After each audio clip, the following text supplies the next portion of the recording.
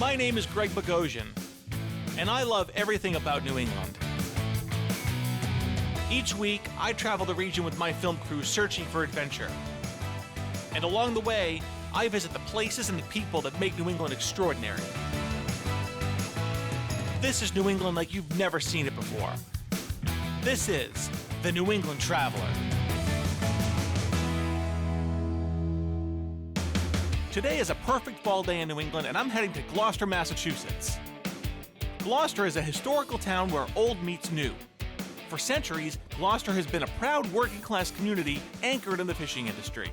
From these ports, fishing captains have been taking their vessels out to the North Atlantic to harvest fish and support their families.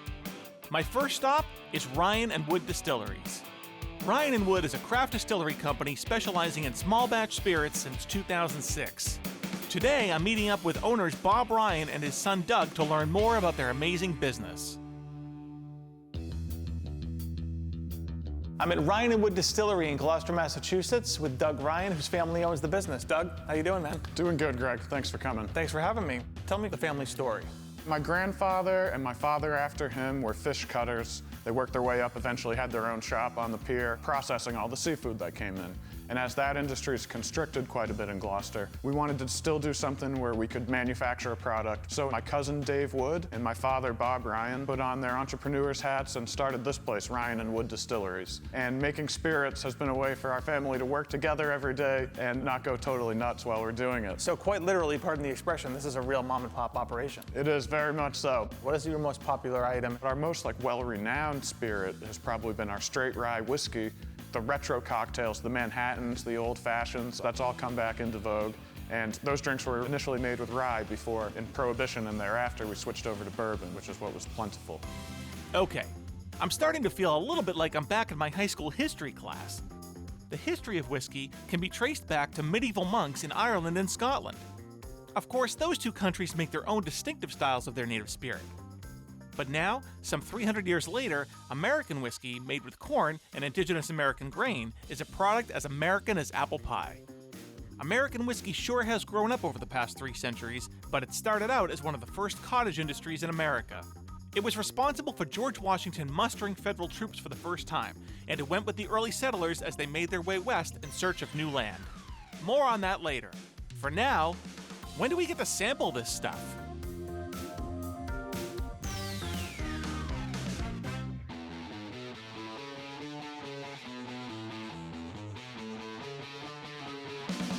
For an inexperienced drinker like me, what is the difference in taste between a rye whiskey, a whiskey, or a bourbon? So a bourbon is corn-based, and if you think of cooking with corn, you get a lot of sweetness, corn syrup, all of that. So bourbon typically has a little more sweetness to it. Rye is known for the rye bite that they talk about. Think about rye bread. It's not a sweet flavor at all. We actually, by law, must use the same type of barrel if you're going to call something bourbon as you must use by federal law if you're going to call it rye. So the barrel influence is pretty similar, but the base grain, rye, versus corn for bourbon determines that bourbon's sweeter, rye is a little drier with a little bit of bite to it. And we're surrounded by barrels in this place. Can you describe to me what's in all these different barrels? We have a few different products aging in here. We have our straight rye whiskey, our American malt whiskey, and our Folly Cove rum. We also have a few barrels of wheat whiskey kicking around, which we haven't released yet. Then we also experimentally have a few barrels that we've already aged whiskey or rum in that are now filled with our knockabout gin. Barrel-aged gin is really on the cutting edge. There's only a few out there, and it's been craft producers like ourselves who are doing that. You know what would go great with this whiskey? Ice. And if you have to pour a distilled beverage over ice, there's no better brand around than Cape Ann Ice Company, right down the street from Ryan Wood in Gloucester. We will check that out soon. Well, Doug, I love a great New England success story, and I would love to take the tour. We can take the tour, but we got some work to do along the way, too. Great, he's gonna put me to work. Did you start off as a home brewer, employee who took over the business, and a hostile takeover? What's the deal?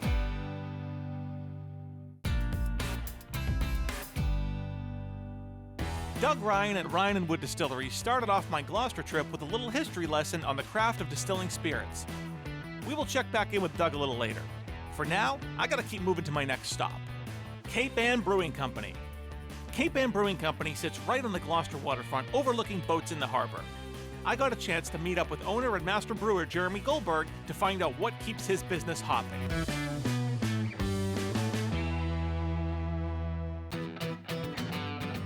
I am now at Cape Ann Brewing Company in Gloucester, Massachusetts with owner Jeremy Goldberg. Jeremy, thank you for joining me. No problem. Thanks for coming out. Cape Ann Brewing Company, how'd you come up with that name? Oh, well, it was tough. You know, coming from where we're at, we figured it would work. How long have you owned Cape Ann Brewing Company? We have been in business since May of 2004. We just had our 10th anniversary. Good, exciting 10 years. Congratulations. Thank you. Thank you very much. Talking about the history, I did brew some home brew many, many years ago, and it came out okay. Well, what is the real difference between brewing it at home, brewing it in a craft style like this? It's the same process. It's all about the recipe. It's all about cleanliness. I mean, 95% of our job is cleaning, we like to say. What we're able to do here is we're able to be consistent. We're able to really fine-tune our recipes and make sure we're doing what we want to do every time, over and over and over again. Mm-hmm. As far as what you did wrong and what we're doing right is, it's all about recipe. And right. Maybe we have better recipes. I don't think I had the right recipe. I heard that a lot of craft brewers are doing barrel aging now. Can you tell me a little bit about that? And there's actually a local distillery here in Gloucester, Ryan Wood, and they're great partners of ours, and we will take whiskey barrels from them, some rum barrels, and age our beer for a prolonged period of time. They pick up those flavors, whether it's wine or whiskey. We'll use that here at the pub for the most part. We have a restaurant here right on premise. That's awesome.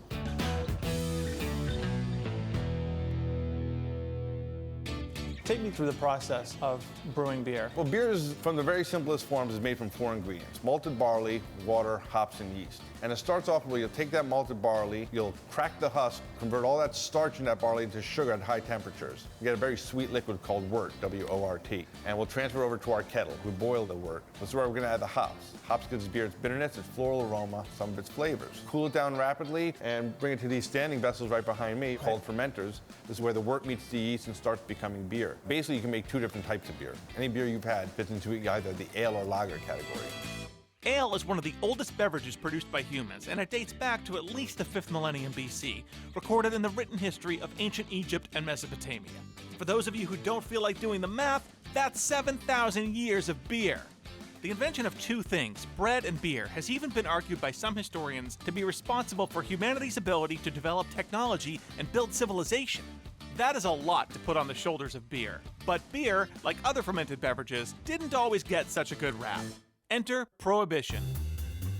Prior to Prohibition in 1920, there were thousands of breweries in the United States. But soon after, most went out of business or were converted into other businesses like soft drink manufacturers. Today in America, there has been a resurgence of beer manufacturing on all scales, from local breweries like Cape Ann Brewing Company to Boston's own Sam Adams. Kind of a 3-part operation. You have the brewing here, the restaurant, and you also have a canning facility, right? Yeah, that's also something we're really excited about. We just this summer opened up a canning facility. It's right here in town in Gloucester. We were doing it out of state. Very proud to have brought it back, creating jobs here in Gloucester. We've really jumped onto the new trend of cans, which we're finding much better for beer, protects it from light, it's better for the environment, it's easy to transport. It's really just a better product all around. Cape Ann Brewing Company's canning operation is pretty impressive. Just down the road from the brew pub in a nondescript building, Jeremy's crew processes 100,000 cans of beer every year for shipment across New England and beyond. So even if you're not a local to Gloucester, you can still enjoy some of Cape Ann Brewing Company's best brews. I guess I should have known I wouldn't be getting out of here without earning my keep. But after Jeremy put me to work for a while, I finally got a chance to sit down and taste what Cape Ann Brewing Company is famous for. Jeremy, I really appreciate you letting me into the brewery to help you make some beer. I hope I didn't ruin it for you. Well, we had to trash the batch, but... What do we got here? We have a nice little cross-section of the kind of beers we make here. Start with our Fisherman's Brew. It's our amber lager. It's our flagship. This is really good. This is a beer that really goes with pub food. The Pilsner is something that goes well with seafood. Next up is our chili stout. Some of the fun stuff we can do here at the brewery. Ooh, actually, it is spicy. Wow. Yeah, it's right in the back of the throat. And then we have our Deadeye Double IPA, a very hoppy, very high in alcohol beer. That's a real crowd pleaser. You can taste the hops. Oh yeah, it's very hoppy. Jeremy, you folks at the Cape Ann Brewing Company do a great job. I really appreciate letting us come in. Hey, no problem. Thank you very much. Come back again soon. Cheers. Cheers. The Cape Ann Brewing Company has it down. Great beer, awesome food, reasonable prices. How could you go wrong? You guys have been here for 166 years. Yeah, I'm not looking that bad for being around 166 years.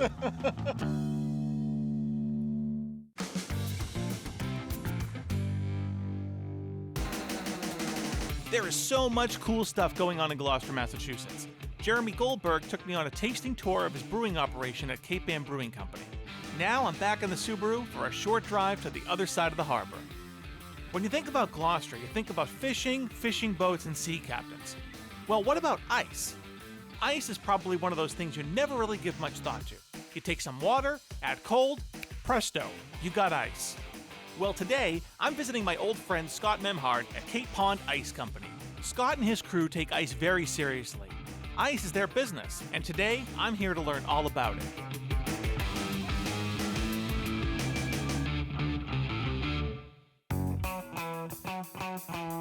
This is Scott Memhard of the Cape Ann Ice Company in Gloucester, Massachusetts. Cape Ann Ice is one of the oldest continually operating ice houses left in New England, and definitely the last ice house in Gloucester. Scott, how you doing? Hey, Greg, welcome back. I was here a long time ago to visit the Cape Ann Ice Company, probably around 2009. So what's going on? Well, Cape Ann Ice, as you know, was founded in 1848, so we've been around here in Gloucester meeting people's ice needs for cool drinks and preserving fish, going on 166 years and counting. 166 years. Give me a little history lesson about Cape Ann Ice itself. We were founded by a local blacksmith by the name of Nathaniel Webster. He saw the need for the fishing industry to have a reliable supply of ice. Up until that time, they'd really relied on salt and drying and brining the fish to preserve it. So they would take them, there was no ice, obviously. They would just lay the fish out there. Air dry with salt. Air dry with salt. How they kept the seagulls off, I'm not sure. That was their problem. The use of ice starting in the mid-1800s was a major innovation, and it allowed Gloucester fishermen to ship fresh fish preserved on ice to markets that had never had an opportunity to enjoy good, fresh Gloucester fish before.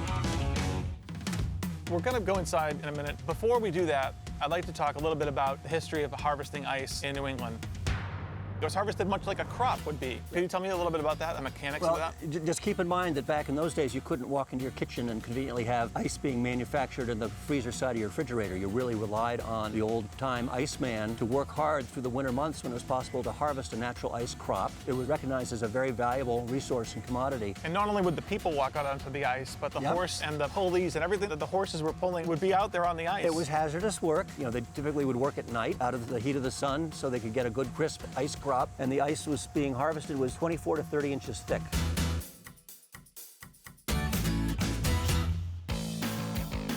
Okay, I got my Cape Ann Ice sweatshirt on. I'm all cozy, and I'm ready to go in the ice house. You think so, huh? I think so, yeah. Before we get there, the photographs that are here on the wall show the whole process of the block ice manufacturing. Wow. You can see these are our 36 molds of 335-pound blocks, and there are actually 50 grids in the pond tank. And then we're using an overhead crane system that traverses the entire 120 feet length. We dip the ice in the dip tank to thaw the ice from the steel molds, and sometimes we need to use an ice hook as a little assist to pop the blocks out of the molds, which are slightly tapered, and then we get 36 blocks against the conveyor. The conveyor has a little bit of a bounce to it so that the blocks don't shatter or break. They come out and they hit a fender system. Wow, that's really, really cool. It's large scale, and it was built in 1945, and it's still working. And then when a fishing boat pulls up to our wharf, they're going to take the ice as crushed ice. So we're actually manufacturing it as block, storing it as block, but the customer, if it's a fishing boat, is going to take it as crushed ice. Today, we mostly think of snow and ice as fun for skiing, skating, sledding, and all sorts of other winter sports. But not too long ago, ice was considered the first important agricultural product of the year, being harvested in January and February. It was used like it is today for cooling drinks, preserving foods, and of course making ice cream. But during the 18th century, ice was a luxury reserved for the wealthy. Many of the founding fathers, including George Washington and Thomas Jefferson, had their own ice houses. So considering the fact that guys like George Washington distilled their own whiskey, brewed their own beer, and controlled the ice production, it seems that life for them wasn't so bad.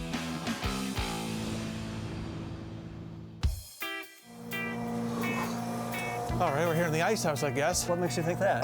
It's cool. Are you glad you have a sweatshirt now? Thank you very much.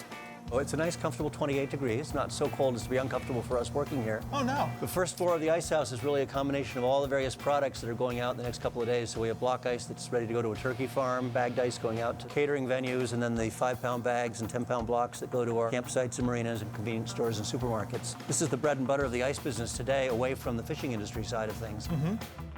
Now, I don't want to break a foot. Good idea. But I would like to try to move an ice block around and see how that feels. Of course. So here we have our ice block and a pair of Boston tongs, the tools of our trade, 40 gallons of water, 335 pounds. The magical properties of ice, I can slide it right along like a hockey puck. Push it on back. There we go. Yeah, I'm only going to do this once. Okay. Nice looking block of ice. Huh? That's a beautiful block of ice. Look at that. Just pull it like this. There you go. You got the knack of it in no time. You want to lift it back up? You want me to lift it back up?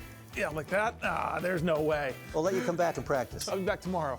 The Cape Ann Ice Company is one of those iconic New England businesses. It's been here for 166 years. You expect it to be around for another 166 years, really. And I hope it is. I've been here before. I came back this time, and I'll come back again. This has been I don't want to crush you in the keep it rolling. Pretty beautiful stuff. Oof! All right, should have done that. That was a great.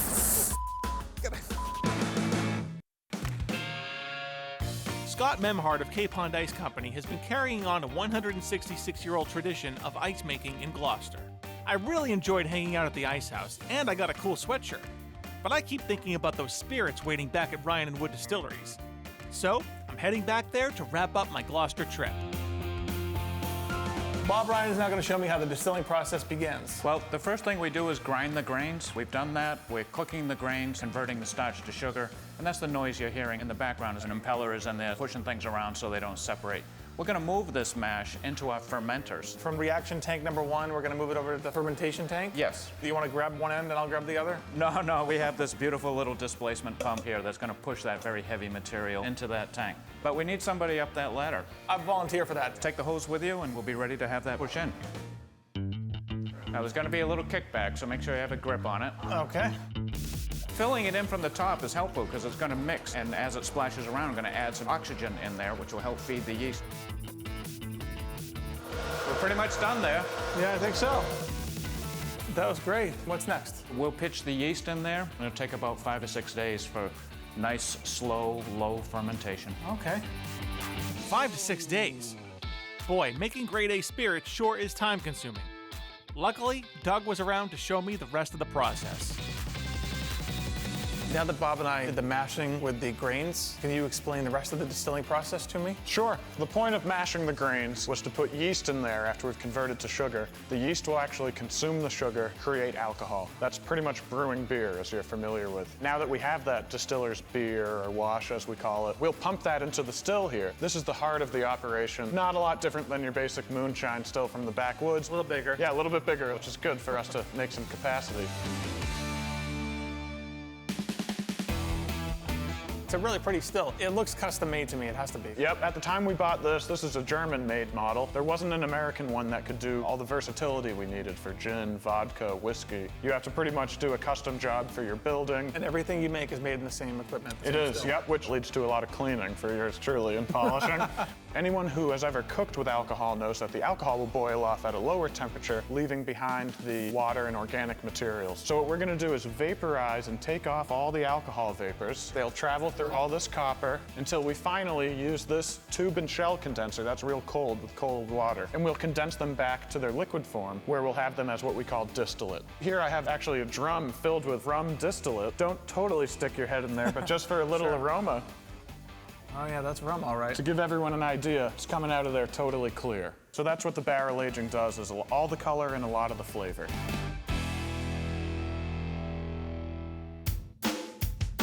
Doug, we are obviously ready to taste some spirits, so why don't you lead the way? This is the fun part. We're gonna take a look at 2 of our spirits today. First is gonna be our straight rye whiskey, a single barrel product aged 3 to 4 years. So we only ever get about 350 bottles of it. I have to take one as well with you, of course. Of course. I wouldn't have it any other way, Doug. So you smell it first? Yep, take a little bit of the nose. You may notice that little bit of rye spice or bite. Breathe in with it and enjoy the flavor. Okay, here it goes.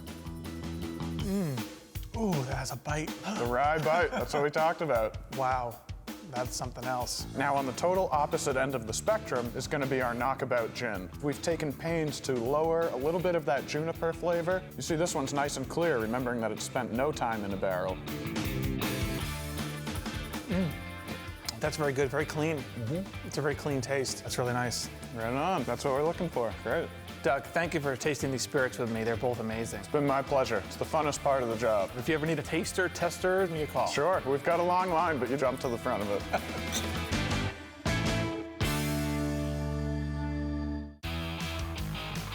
Today I had the pleasure of visiting some places I've never been before, and I also had the chance to visit with an old friend. The Cape Ann Ice Company is an iconic New England company. Like the Fisherman's Memorial, it's almost a landmark. It's been around since 1848. Scott hasn't been around quite that long, but he's a great guy. Everywhere you go in Gloucester, you can smell delicious seafood in the air. And at the Cape Ann Brewing Company, you not only have delicious food in general, but amazing craft beer as well. Jeremy Goldberg does a great job. I can't say enough good things about it. Ryan and Wood Distilleries rounded off an amazing tour of Cape Ann. They make delicious spirits, and you can stop by for an educational visit with Bob Ryan and his son Doug. I hope you enjoyed this trip to Gloucester. I'm Greg Bogosian. I'll see you next time on the New England Traveler.